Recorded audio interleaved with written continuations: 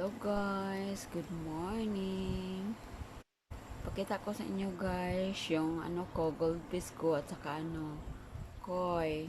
Yung isang goldfish ko guys namatay ngayong umaga kasi kinuhaan ng mata ng koi. So isa na lang ang yung goldfish ko. So, susunod guys, di na ako bumili ng goldfish kasi yung koi kinuhaan niya ng mata ng ang goldfish. So ayun, namatay siya.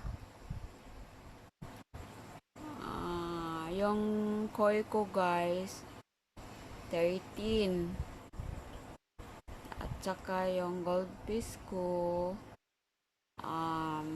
dalawa. So ngayon 40 na lang sila guys kasi namatay yung isa ka goldfish ko.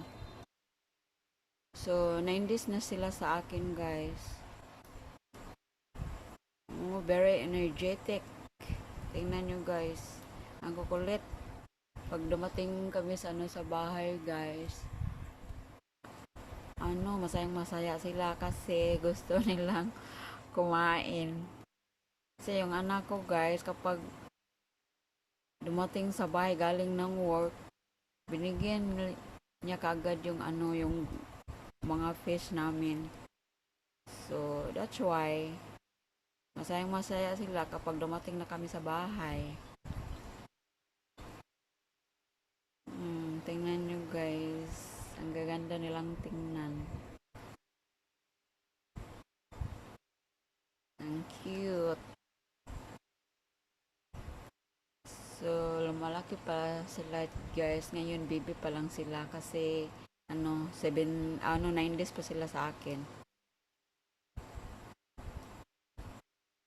Sige guys, maura na siya guys. Pinakita ko lang sa inyo yung goldfish ko at saka yung yung koi ko.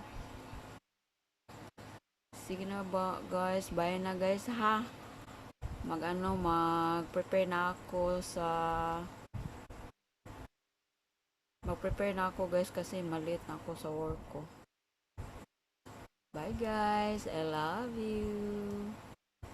See you tonight guys. Sa sa Beranchanga. Runaway. Kelay. At saka Deramute. Okay guys, bye. I love you.